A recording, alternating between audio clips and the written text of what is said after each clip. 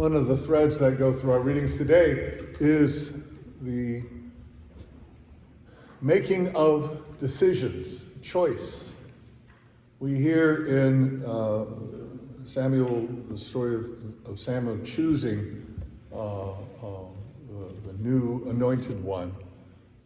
He goes to Jesse, and he's trying to discover who it is that God has chosen to be the anointed one, the one who is to replace Saul.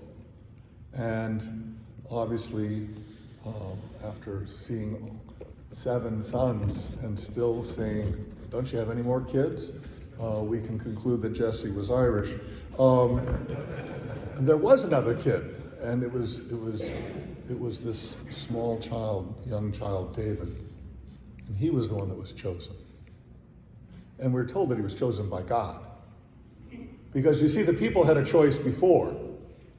They had a choice to keep God as their leader, or as they acclaimed, they wanted a king, like all the other countries. And so they chose a king, and they chose Saul. Saul was their choice. The choice did not turn out to be so good. Saul was not a unifier. He did not bring people together. In fact, he started a civil war in his own country because of his jealousy, eventually, of David. And then David himself, although chosen by God, made his own choice later on and sinned, had a man killed so he can marry his wife. And Solomon, his son, inherited the throne, and he made good choices, but at the end of his reign, the kingdom was divided. And so we see a series of choices, some good, some not so good. God trying to guide and help people choose wisely when they would rather choose, as we're told, according to appearances and not as God sees. Paul tells us in the reading that we are to choose the light over darkness. That for him, it's a very clear decision. Choose to follow Christ. Choose to be people of the light. And then in this wonderful miracle story today of the man at the pool of Siloam, we have people making a choice. He was clearly cured of his blindness. But for the Pharisees, the choice was, well, wait a minute. We follow the law. We follow the Sabbath, and you're not supposed to do things, even good things, on the Sabbath. And so we choose to follow the law instead.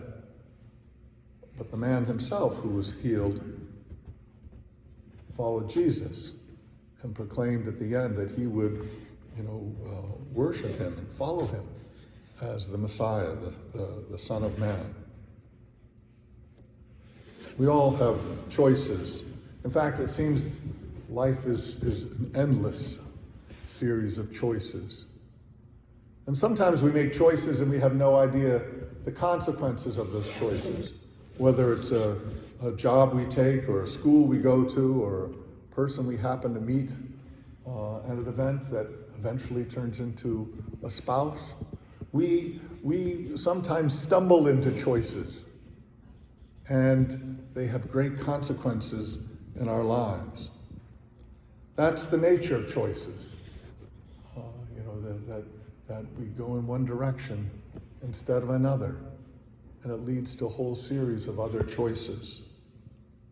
The Pharisees chose well. They chose to follow the law, to do what their ancestors had told, to follow the words that they had read in the scriptures.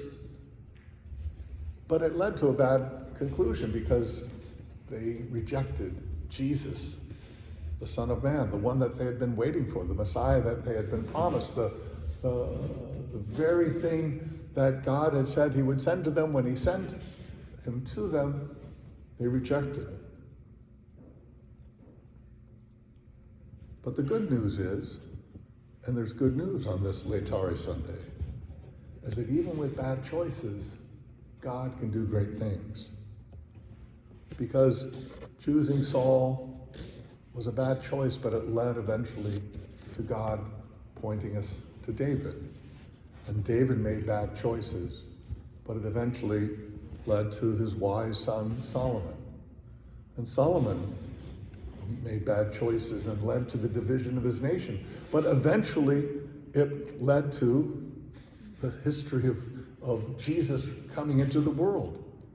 That no matter what choices we make, there are other choices down the road. In our world today, we know evidence of that. We have political choices we make, and sometimes we regret them because they go to areas we're not happy with.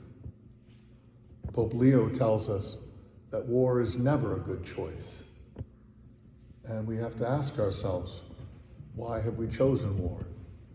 What led us to this position? How did we come to a point where we misunderstood what we should be as a nation, as a people who many claim is supposed to be a Christian people? It's like the Pharisees. You know, they knew they were making a good choice because they were following the law, and they rejected Jesus. We have to look at the choices we make, the decisions that come to us.